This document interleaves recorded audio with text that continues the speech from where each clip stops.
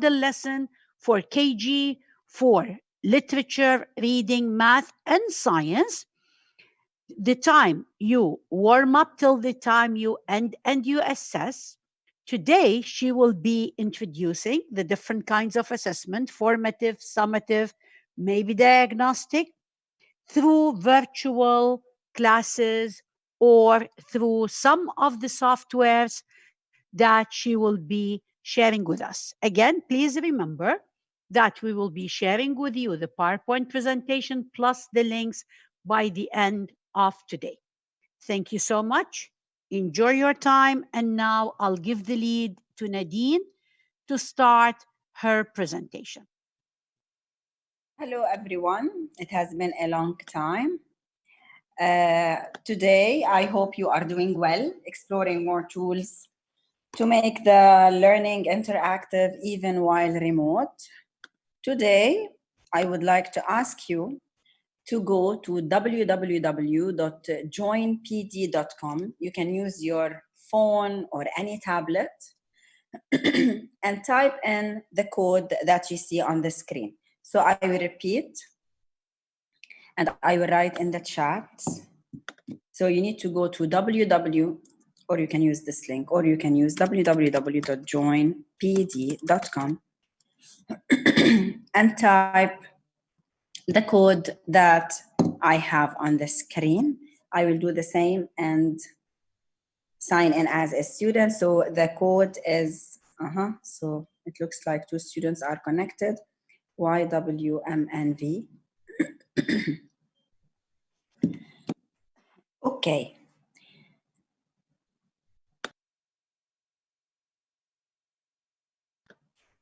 So I will start the class. Don't worry about the code. The code will be on the top right of the screen, all the presentation on all the slides. So don't worry about that. Today, our training will be interactive, practical, takeaway, and also a little bit heavy. Because I'm going to use different tools, which will be very good for your distance learning in assessment. We are going to dive into the different types of assessment, which are incredibly powerful tools for learning as learning and off learning. Let's start. Okay, let's start with how is it going with distance learning so far with you? In order to answer, you are going to use your phone and click on the button that says answer question. Okay, and I will see who is answering directly on the Zoom, and I will share this with you. So when I show responses, fine. Okay, so here I can see all the students typing their answers. Okay, I can either see it in the list layout or in a grid where I can see more students, more answers. So let me go through. It's going wonderful. We are a month in and teachers are doing an amazing job. Great. So far it's fine, not as expected, but good. Very interactive lessons. Students can repeat the lesson many times. It's amazing, but kids and parents sometimes don't help each other to be better. Yeah. Interested. Above expectations. Great. Fine. Earning new things. Great. Okay. So here, lovely feedback about how is it going so far.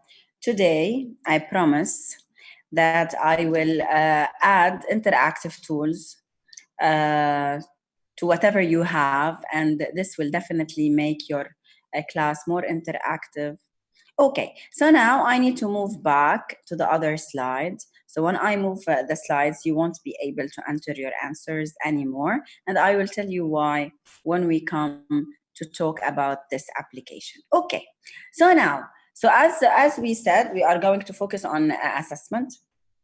I'm going to tell you how to differentiate assessment, especially in distance learning.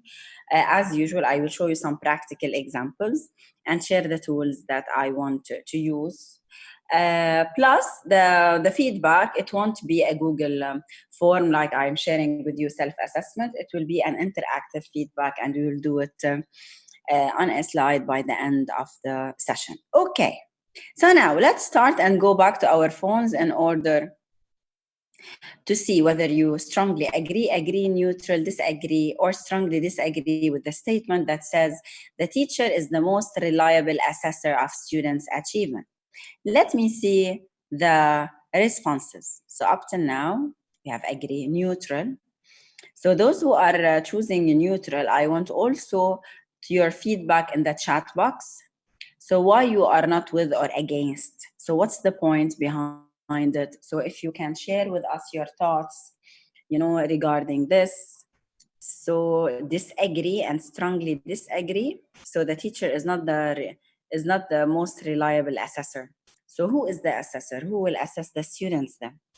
If the teacher is not the most reliable one, maybe international exams, you mean? So now I will open the chat box, and really I want your feedback regarding your answers. Okay, I want your feedback. So those who disagree and strongly disagree that the teacher is the teacher is the true assessor.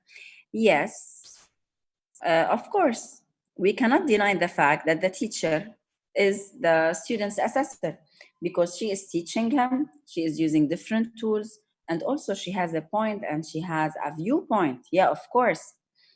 So those who disagree with this statement, what other thoughts they have? I'm opening the Zoom chat in order to see your answers and read your answers if you are willing to answer, or you can change your mind and maybe be neutral or agree with that saying. I thank Anwar uh, for his participation. Any other participants who would like just to elaborate their answers? It seems you're hungry. It's lunchtime, right? Yes, the teacher, because she has the full picture. Yes, she has the full picture. There are many aspects where students can be assessed. Yeah, Thuraya, I remember you. Okay, yes, many aspects. Yes, of course. Who else? Okay, now let's move to the other challenging question. And now really I need your feedback. Let's see. If the student hasn't learned, the teacher hasn't taught. Imagine that. So if you are in class, you are teaching, but if this student didn't learn, it means you have done nothing. Okay, she's in direct contact concerning students' education. Yes, it's the teacher, but also the student can do this by answering the questions and getting the feedback. The teacher understands the pupil in a holistic way. Okay, let me see your answers here. Okay, agree. So 6, the majority up till now, they agree that if the student didn't learn, it means the teacher didn't teach. Interesting. And we have disagree, strongly disagree, and we have people who are neutral. So I want to ask those people who don't have a side, are neutral. What are your thoughts? So what is expected from the teacher? If you don't know if she is a reliable assessor, and you don't know if she is the one to be blamed if the student didn't understand. So where do you stand exactly? So most of the people here agree. Okay, most of the people agree. Let me open the chat box. This is very challenging, by the way, interesting. This is the only session I have, these different answers. Let me go. Yes, agree. Maybe the students didn't focus. It depends on the number of students. So that's a point. Yes, there are many factors. The teacher can't always reach all students. Yes, of course. Students also when they are self-directed. Okay. Depends on the number of the students. Okay. Maybe the students didn't focus. Okay. Strongly agree. I disagree because it depends on the students. Not all of them Has the same mentality. Yes, of course. She has to cater to the needs of the students and abilities. But students need to do their best to pay more attention. The teacher is a facilitator only. Okay, Maha, if the teacher is only a facilitator, then where does she stand? So if the student didn't learn, it means she didn't facilitate the learning process. Totally like that is the real assessor. It depends on the personality. Personality. If the majority didn't get the thank you, Sarah. If the majority didn't get the idea, then okay. If all the students haven't learned, then the teacher, the one teacher, hasn't taught. Yeah, that's fine. Strategies, yeah, I want participants to share, not privately. I want everybody really to learn and to get to know the interventions. So Anwar, what you are saying is really great. So it depends on the teacher's strategies, different strategies. Where should I vote for the question? Sumaya, you need to enter www.join.pd and jot in the letters, the code that you see at the right top of the screen. Disagree because learners have different learning styles. Okay, Jad. Okay, Jad. Yes, you cannot cater for all the learning styles as well. That's why you need to think of activities that can have different learning styles in one activity. I don't know if you have heard of the VAC learning style, which can hit the 95% of the students. Differentiation will guarantee. Thank you, Layal. That's awesome. So now what we are going to do today is to differentiate not only learning, we are going to differentiate assessment. I have 40 students online. It's hard to make sure that they understood. Also, our school don't allow using assessment. We don't allow using assessment. How come? Let me see, Maha, how this session will help you just, come over or get over the challenge that you are facing now. Let us move to the assessment. So what is assessment? Today we are going to talk about the definition, types, tools, and purpose. So by definition, assessment, it means we are referring to any tool or a variety of tools that the educators or anyone in the education sector can use in order to evaluate or measure the overall learning process of students. Of course, it's divided into three different types. We have the assessment for learning, and we have the assessment as learning, and then we have the assessment of learning, which everyone is, has mastery of. We all know how to write, quizzes and tests. So we master assessment of learning. The tools that they are used are techniques used to measure the student's academic ability towards the progress. That's it. So it's a tool, any tool which is used to measure one's progress. Okay, great. Why do we do that? So what is the purpose? And since assessment is a key part of today's education system, then the purpose is to collect relevant information about the student's performance in order to make judgments about the learning process in the future. Okay. We have different types of assessment, and today I'm going to focus on performance assessment and differentiated assessment. Let's just shed the light on pre-assessment. Pre-assessment is any assessment where it tells you where the students stand and his readiness for the new topic. Self-assessment, it will help the students reflect on what they know, maybe identify their own skill gaps in order to enhance their learning. Also, it helps with the reflection, so the students can reflect on how their work meets the goals you set for them. The performance assessment, also known as alternative or authentic assessment, so it requires students to perform a task rather than select an answer from a ready-made list. Also, it measures how well the students can apply what they have learned. It should be realistic. It requires judgment. It asks the students to do and perform something. And also, it assesses the students' ability to efficiently and effectively use their repertoire of knowledge and skills in order to do an authentic task. Okay, differentiated assessment is the way by when teachers they tweak, they modify, they adapt the assessments in order to match the different learning styles for students in order to meet their individual needs. And all this is done in order to enhance students' learning and to boost their ability to show what they have learned. Okay, differentiation. When we talk about differentiation, we are talking about three vital components. The first one, when we differentiate content, so how to teach and how learners can have access. We could also differentiate the process. So when the process of how to teach and how the teachers expect learners to learn. And also we differentiate the product as of how learners demonstrate, show, and apply their learning.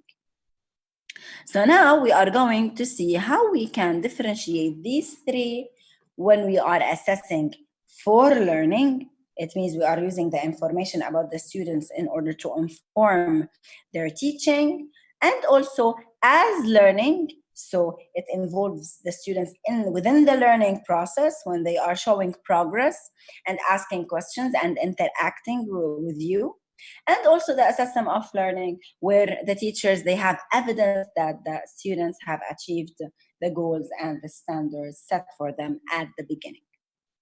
Today we are going to use examples, and I will show you assessments in action. We will use different grade levels and also in different subjects. I will tell you how we are going to differentiate assessments. In order to do that, I need tools. So today's tools, I'm going to use Microsoft Forms, I'm going to use Google Forms, and I'm going to use Pear Deck application, which will help me make my learning interactive. Let's start with the Microsoft Forms. Microsoft Forms is like Google Forms, if you are familiar with. You will be able to have it if you have a Hotmail or a Microsoft account or an Outlook email.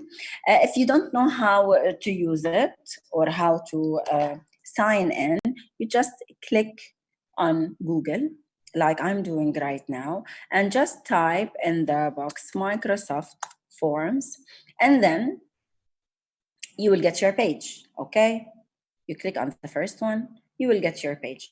Because I have one and I'm using a lot of Microsoft Forms, so it will directly take me to my forms. However, if you didn't use, or if you haven't used any Microsoft Forms, it will ask you to sign in, and then you will be able to click on Forms, this one, and you will be able to design your own form, where you can create a form or create a quiz.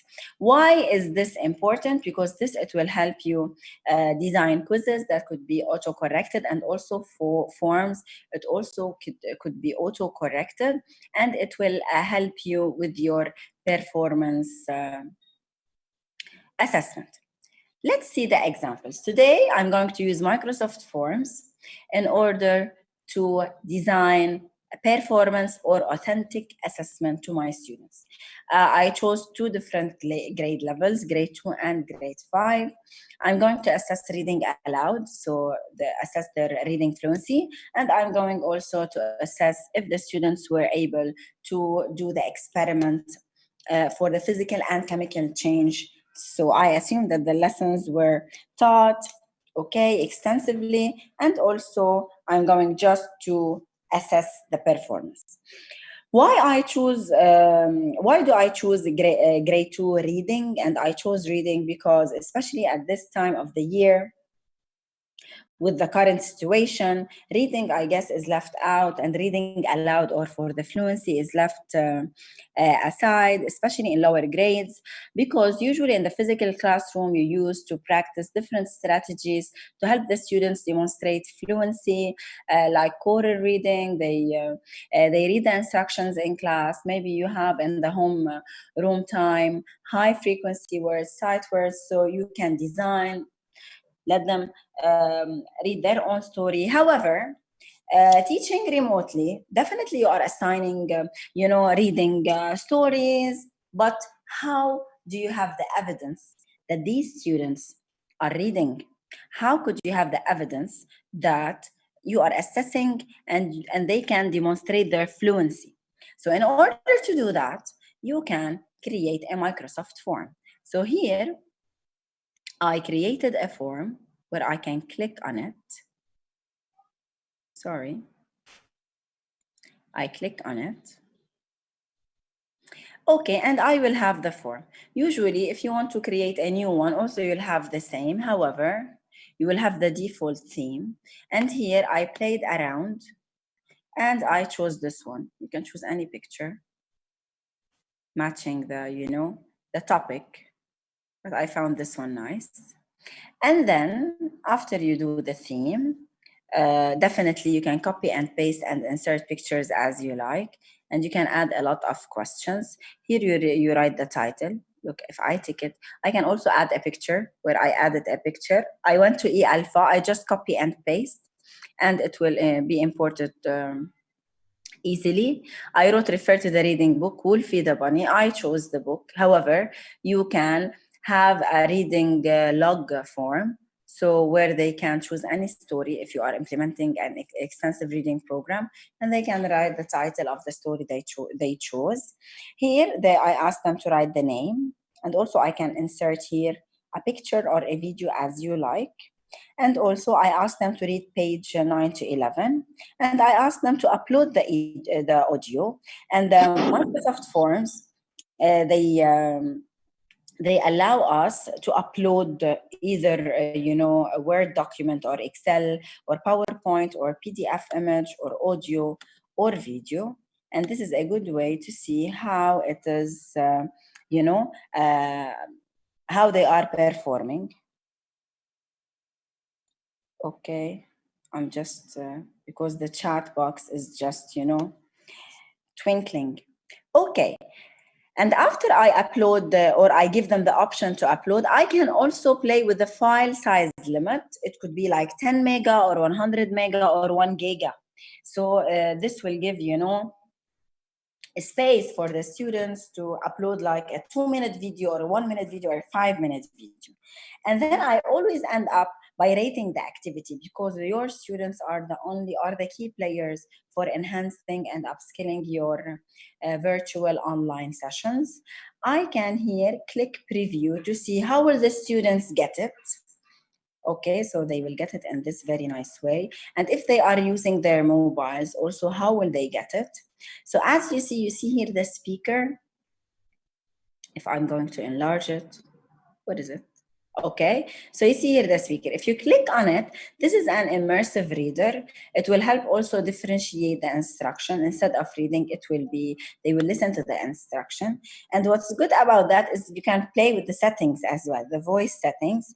You can choose male or female. Let's play it. Read aloud. Refer to the reading book Wolfie the Bunny. Now you will tell me she's very, quick, and I can reduce the speed. Let me reduce the. Okay, let us play. Read aloud. Refer to the reading book Wolfie the Bunny. And also you can choose male or female. So this is a very nice specification. It's available in English and other languages and not Arabic. Okay, so now how I'm going to get the information? So how will I be able to access the audios? So I will tell you, every time